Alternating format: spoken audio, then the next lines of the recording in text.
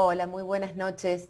Sí, efectivamente, desde el Observatorio Nacional Mumalá estamos registrando 128 femicidios en lo que va del año. En la provincia de Córdoba en particular estamos contando con 11 femicidios. En el mes de julio tuvimos 2 femicidios, eso es un montón para nuestra provincia. Y si bien, como vos, Daniel, decías, hemos avanzado muchísimo a partir del reclamo de las organizaciones feministas, de mujeres, de derechos humanos, hemos avanzado mucho en cuanto a legislación, tenemos ministerios, tenemos áreas específicas y técnicas, no obstante, los femicidios no han descendido. Y también vale decir que en la pandemia ha sido el único delito que no descendió. Y es más, las denuncias se han multiplicado hasta por 10 en nuestra provincia. Esto nos habla de que necesitamos un profundo cambio cultural, necesitamos destronar este machismo y este patriarcado que hace entender a los varones como dueños de nuestros cuerpos, plausibles de golpear, violentar, objetalizar y en algún punto asesinar, ¿no es cierto? Entonces, el cuestionamiento de esos patrones, nosotros siempre decimos, tal vez lo más difícil en materia de políticas públicas es lograr lo que es la prevención, es decir, llegar antes, porque no nos significan ver a ningún funcionario o funcionaria cortando ninguna cinta, inaugurando absolutamente nada, sino que significan la absoluta voluntad política de implementar leyes que ya tienen muchos años en nuestro país, como la Ley de Educación Sexual Integral, que sabemos que se aplica muy poco, o por ejemplo como la Ley Micaela,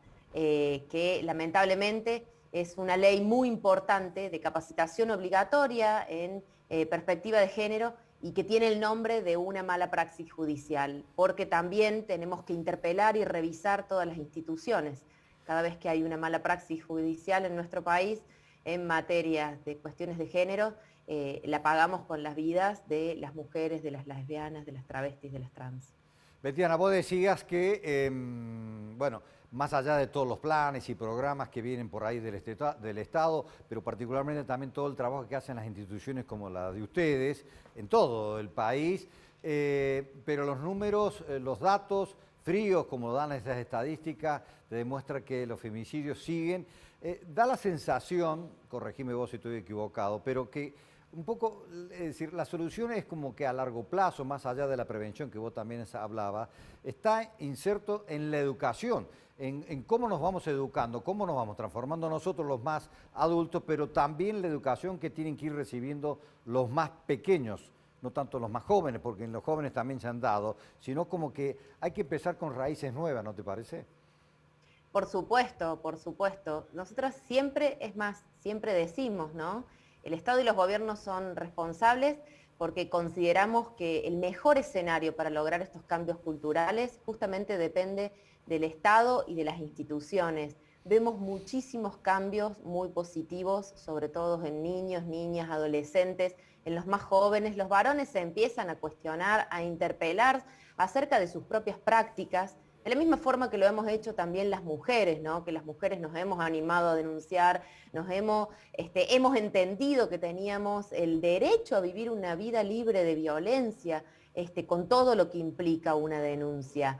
No obstante, siguen faltando muchas medidas. Por ejemplo, nuestro observatorio, uno de los datos que más nos llama la atención tiene que ver con que el 25% de los victimarios de los femicidas tenía denuncias previas, tal como el caso del barrio Almirante Brown que pasó el mes pasado en nuestra provincia. Tenías denuncias previas, es decir, había una mujer que se animó a romper el círculo de la violencia, que logró salir, que dejó de que eso fuera del ámbito de lo privado, lo hizo público y apeló al Estado. Y no obstante, el Estado no la pudo proteger. Y además de este 25% que tenía denuncias previas, tenemos que el 14% de los femicidas tenía antecedentes penales por violencia de género. Es decir, ahí tenemos, las instituciones tenemos una oportunidad perdida, porque no era que no sabíamos, es que no pudimos hacer algo justamente con estos varones, con estas personas violentas que estuvieron denunciadas. Ahí, por supuesto, nosotras exigimos en el marco de la exigencia de la declaración de emergencia Ni Una Menos, exigimos que existan mayor cantidad de dispositivos de reeducación y de tratamientos de varones violentos, porque lo cierto, ¿no?, es que si, por ejemplo, nosotras pensáramos que tenemos que meter en prisión a todos los varones que son denunciados, no nos alcanzarían ni las prisiones ni las de Argentina ni las de la región. Entonces, algo tenemos que hacer para actuar también en ese momento. Eso sería como una prevención secundaria, ¿no? Eso sería disminuir los riesgos, disminuir los daños, y no obstante, nosotros lo que vemos es que medimos, en realidad, es que hay muy pocos dispositivos justamente tendientes a esto, ¿no? A la prevención, a la promoción, a la asistencia.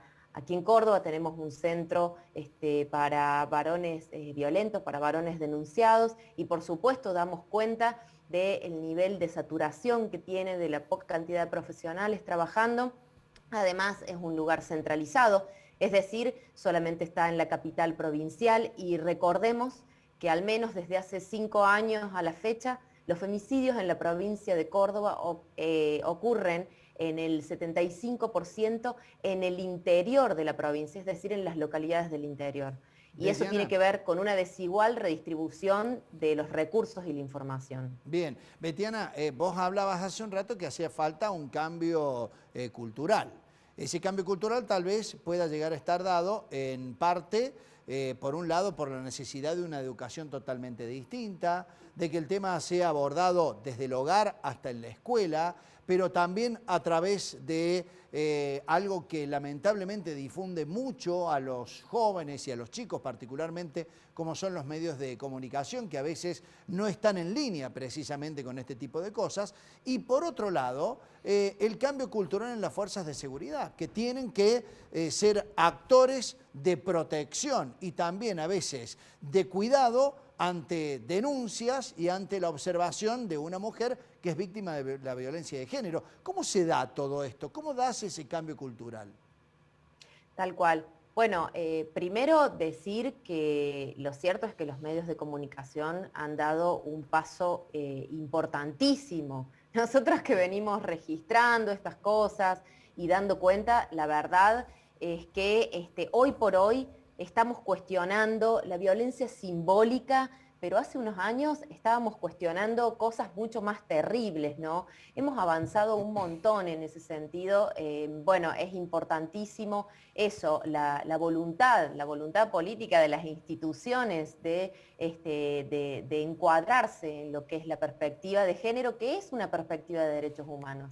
Y sin lugar a dudas, digamos, por otro lado, el tema de las fuerzas de seguridad, como vos bien decís, tiene 2 facetas. La primera faceta es que nosotros necesitamos las fuerzas de seguridad porque son los y las primeras que concurren ante el llamado de auxilio.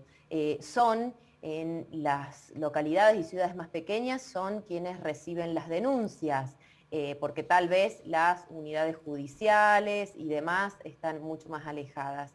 Y por otro lado, también tenemos que decir que son uno de los grupos, uno de los núcleos duros, cuando segmentamos por profesión de los agresores, las fuerzas de seguridad, tanto policía como lo que es del ámbito militar, como lo que es el servicio penitenciario, es uno de los grupos más agrupados, donde hay mayor prevalencia justamente